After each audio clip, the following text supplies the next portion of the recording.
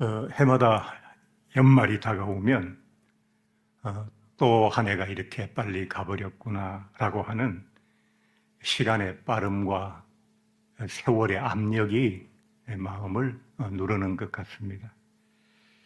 세월은 고장도 나지 않는다고 노래하던 가수 현철 씨도 그 고장나지 않은 세월 때문에 지난 7월 15일에 사람 좋아 보이던 그 얼굴을 다시 볼 수 없는 고인이 되셨습니다.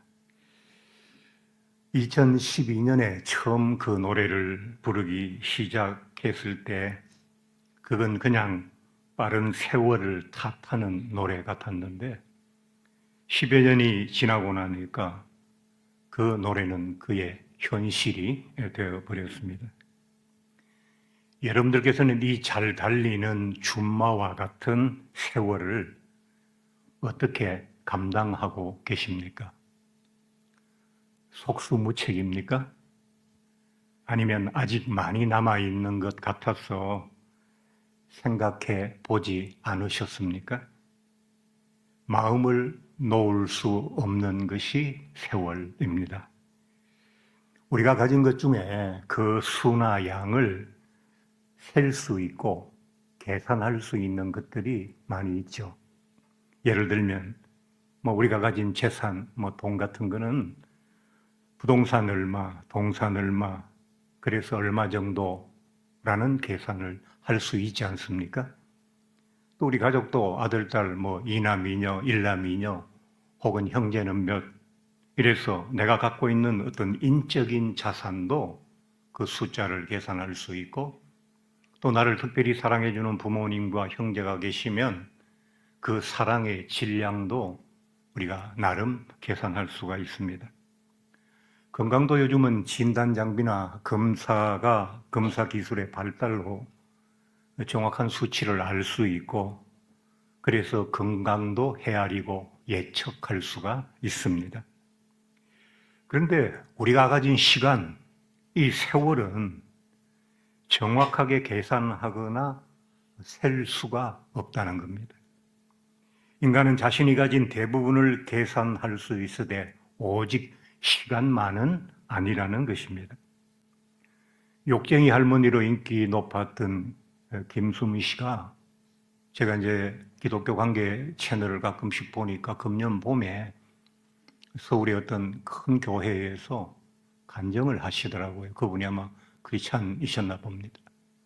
어릴 때 예수님 만났는데 예수께서 이렇게 나를 축복해 주셨으니까 앞으로 좋은 일 오래오래 하면서 열심히 잘 살아보겠습니다. 저 이제 나이가 70대 중반밖에 안 됐습니다. 이런 간증을 하시더라고요.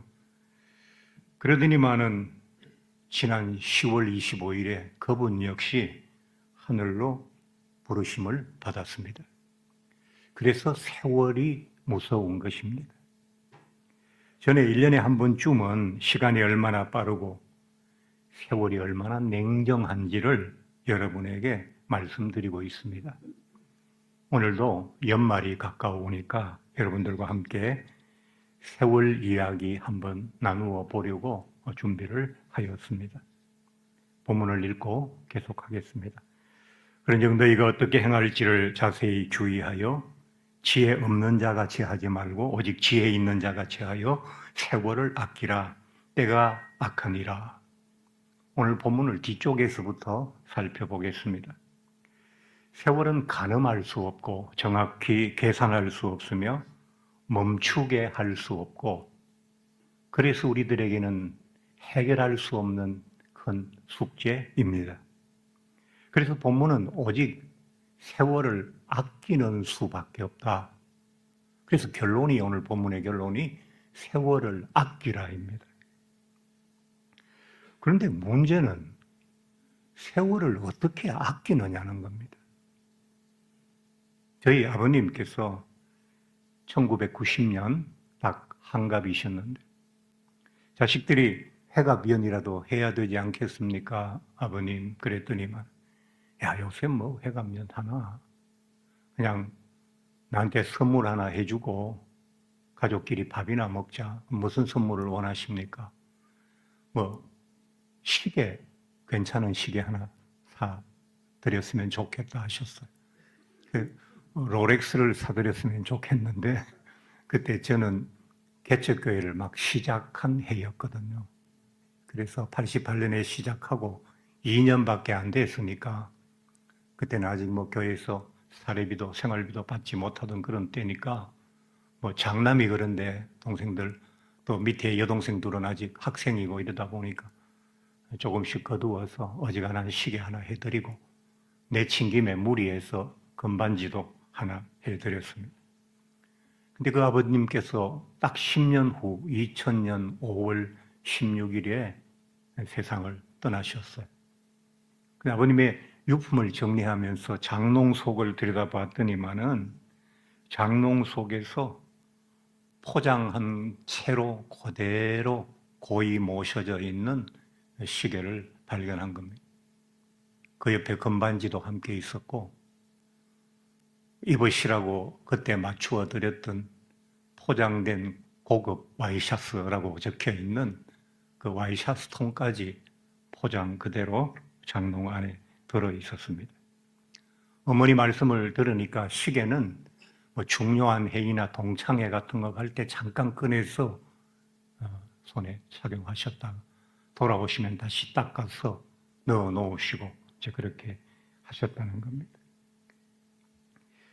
아버님은 별것 아닌 것들을 바로 사용하시기가 매우 아까우셔서 그렇게 아끼고 아끼다가 10년 만에 그 시계는 아직도 반짝거리고 있는데 돌아가셨습니다. 사람이라고 하는 게 참 아둔한 존재인 것 같습니다. 우리가 가진 하찮은 것들조차도 아까워하면서 정작 자신의 남아있는 시간에 대해서는 너무 무관심하고 그 소중한 시간들을 아까워할 줄 모른다는 것입니다. 요즘 사람들은 얼마나 똑똑한 채 하고 삽니까? 저도 제가 뭐 바보 같다고 생각하지는 않거든요.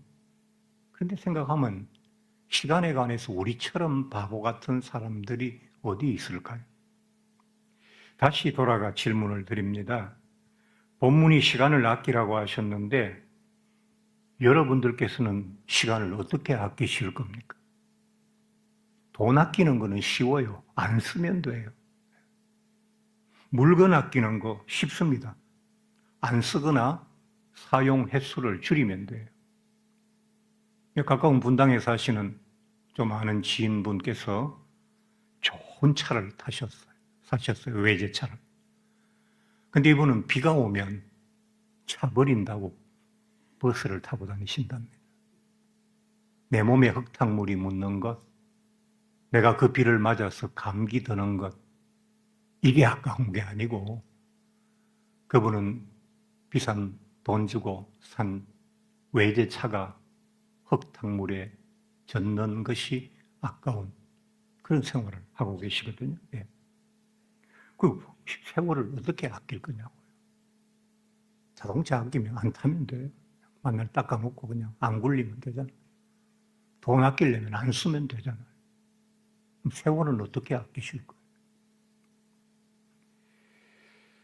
그러나 우리가 다른 거는 안 쓰면 되지만 시간은, 세월은 안 쓰고 가만히 모셔두는 방식으로 아낄 수 없다고요. 그래서 문제이고 그래서 어려운 일입니다.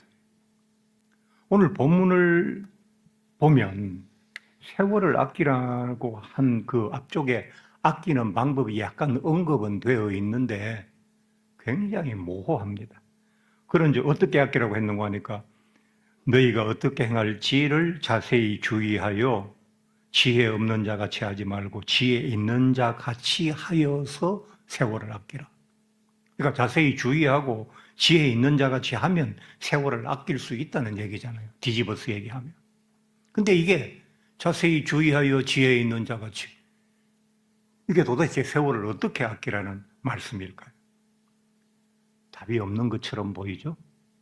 그래서 성경은 많이 씹어야 하고 그 본문을 깊이 들여다봐야 되는 부분들이 있습니다. 오늘 이 세월을 아끼는 세월절약법, 본문에 제시된 세월절약법은 세 가지 단어 속에 들어 있습니다. 먼저 첫 번째로 그런 정도이가 어떻게 행할지를 자세히 주의하여, 여기에서 자세히라는 단어가 나오죠. 이거는 자세히라는 단어는 아크리보스라고 하는 그리스 단어입니다. 우리 성경에는 자세히로 되어 있지만 이 아크리보스는 원문 단어의 사전에서는 부지런히라고 하는 그런 뜻으로 번역이 되어 있습니다. 시간을 멈추거나 되돌릴 수는 없지만 시간을 늘리는 방법은 있어요. 저는 어릴 때 시골에서 자랐는데, 시골에서 이제 엿장수들이 집집마다 돌아다니면서 병이나 빈병이나 이런 고물이 있으면 엿을 바꿔준다 해서 이제 없는 빈병을 찾아가지고 손자들이 엿 달라고 하니까 엿을 한 가락 바꿨어요. 엿은 한 가락인데 방학 때 놀러 온 손자, 손녀는 4명, 5명. 한 가락으로 어떻게 4명, 5명 엿을 나눠줄 겁니까? 그럼 할머니는 손에 침을 묻혀가지고 엿을 이렇게 해서 쭉 당기죠. 천천히. 그럼 엿이 쭉 늘어나요. 그럼 너희만큼 양은 적어졌지만 그래도 얼른 보기에 나누어 줄 것이 있을 것처럼 보이죠. 시간을 어떻게 이렇게 엿가락처럼 늘릴 수가 있느냐.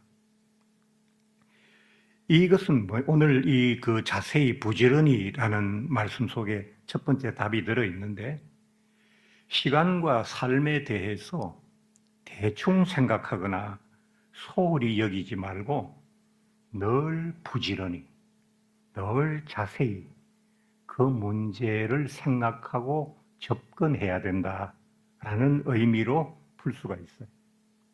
아크리보스는 시간과 삶에 대한 우리들의 진지한 태도와 자세를 요구하는 단어라고요.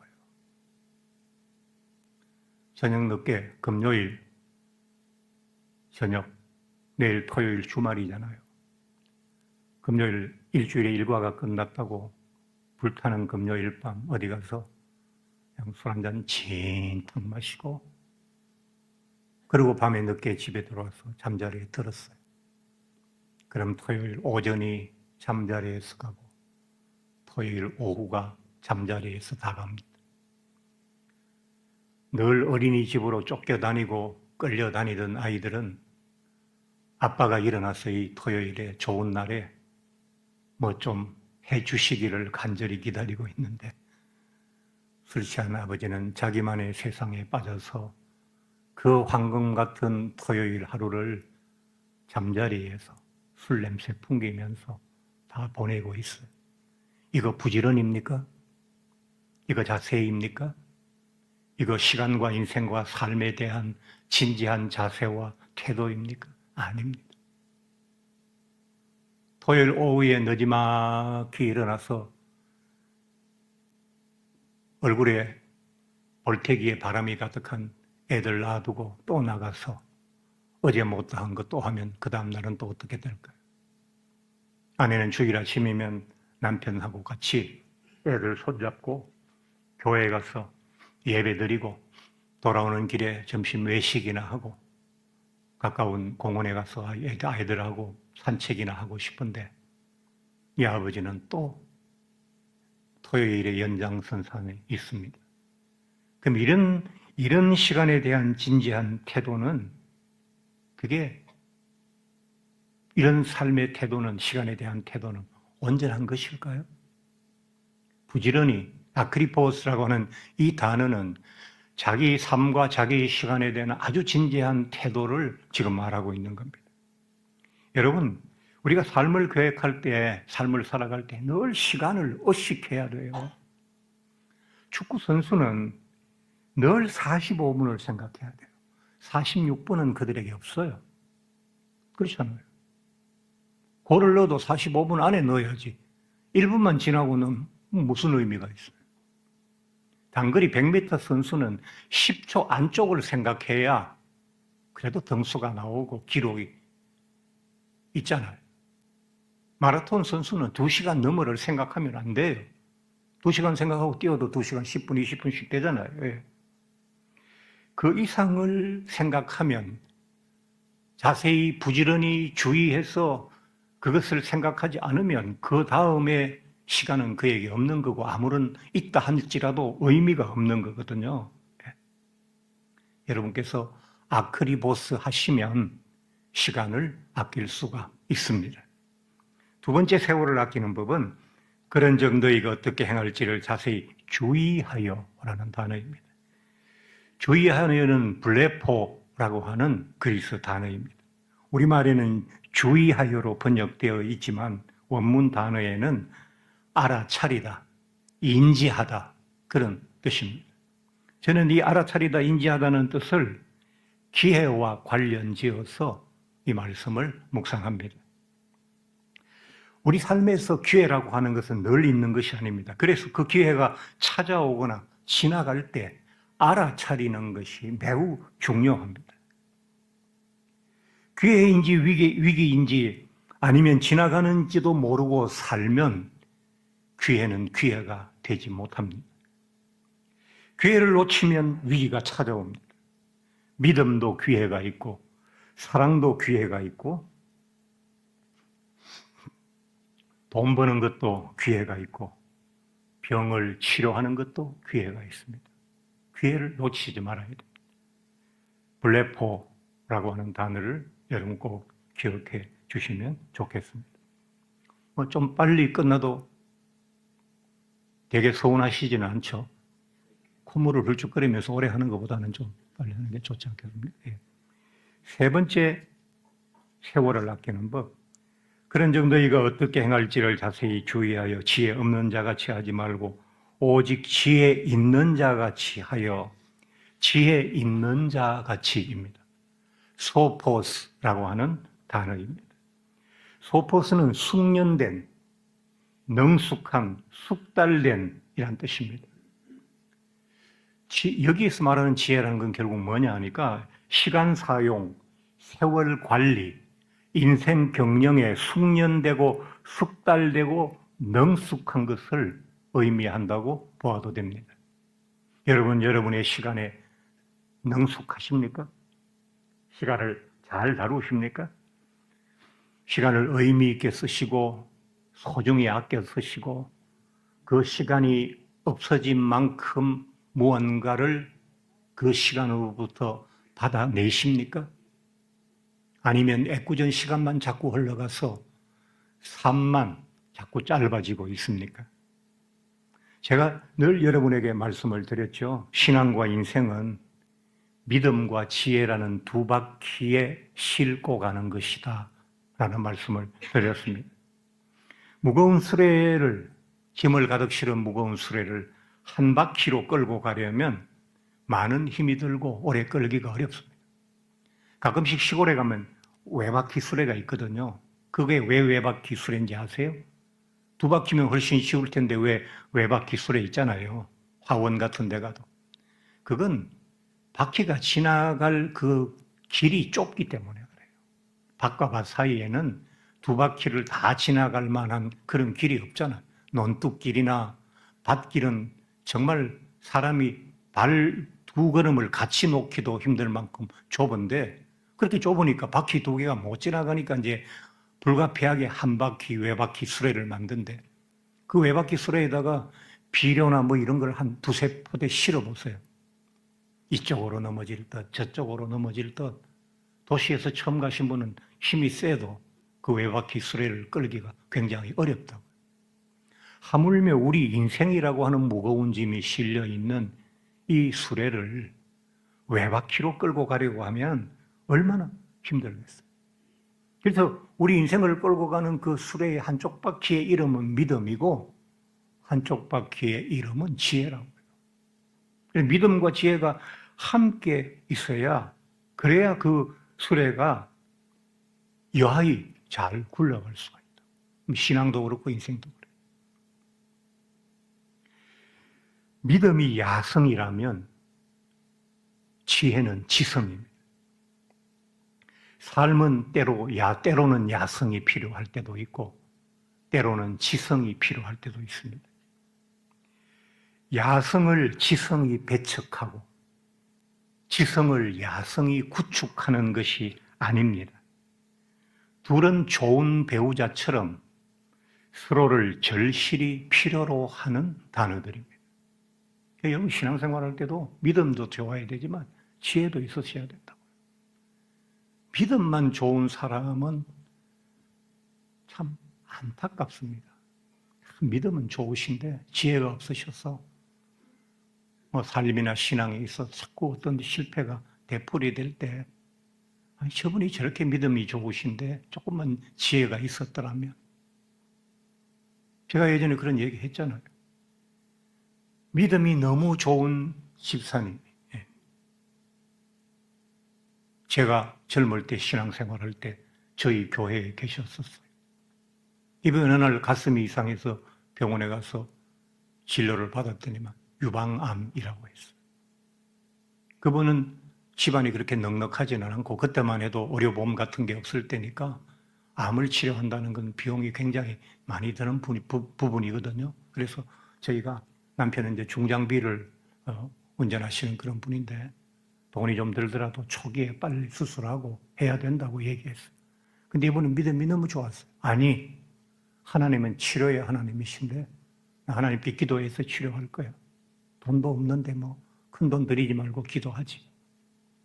그리고 기도원을 다니시다가 이상한 기도원의 원장님의 이야기가 내가 기도하고 밀가루 떡을 하나 줄 테니까 밀가루를 하고 기도로 섞은 밀가루를 줄 테니까 집에 가서 물에 잘 이겨가지고 밀가루 떡을 넓적하게 만들어서 그 가슴에다가 잘 붙이고 다녀라. 그럼 암이 없어질 거다. 그분이 그걸 한 1년 가까이 했어요.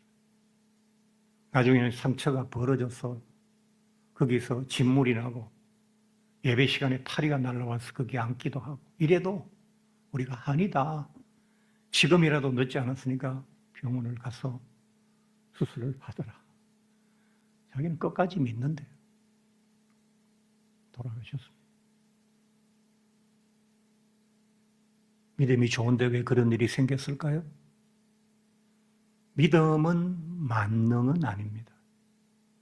믿음이 만능이 되려면 믿음이 지혜와 함께 있어야 돼요. 어떤 분은 지혜만 있어서 얄밉습니다. 그건. 믿음만 있는 분은 참 안타깝고요. 모든 일을 신앙생활이나 모든 걸 지혜로 하려고 하는 분은 그건 지혜도 진정한 지혜가 아니겠죠. 꾀겠죠. 그런 분은 또 얄미워요. 그분 역시 잘 되지 않습니다. 그래서 우리는 믿음과 지혜가 함께 있어요. 여러분, 믿음이 부족하시면 로마서를 좀 많이 읽으세요. 지혜가 부족하시다 싶으면 잠언을 한번 쫙 한 절 한 절 꼭꼭 씹어 먹는 마음으로 한번 읽어보십시오. 제가 교회에서 목사 오래 하면서 제 방에 어떤 교인들이 오셔서 목사님 이번에 저한테 이렇게 중요한 일이 있는데 또 이런 일이 있는데 기도해 주세요. 제가 믿음이 충만하고 잘 감당하도록 기도해 주세요라는 분은 참 많이 뵀어요. 근데 혼자서 지혜롭게 해서 성경 말씀 읽다가 목사님 이 구절이 어떤 뜻입니까? 라고 묻는 분은 거의 없었어요. 우리 한국 크리스찬들이 너무 믿음에 매몰되어 있는 것 여러분 아십니까? 믿음이 나쁘다는 이야기가 절대로 아닙니다. 믿음이 힘을 쓰려면 지혜가 같이 있어야 됩니다.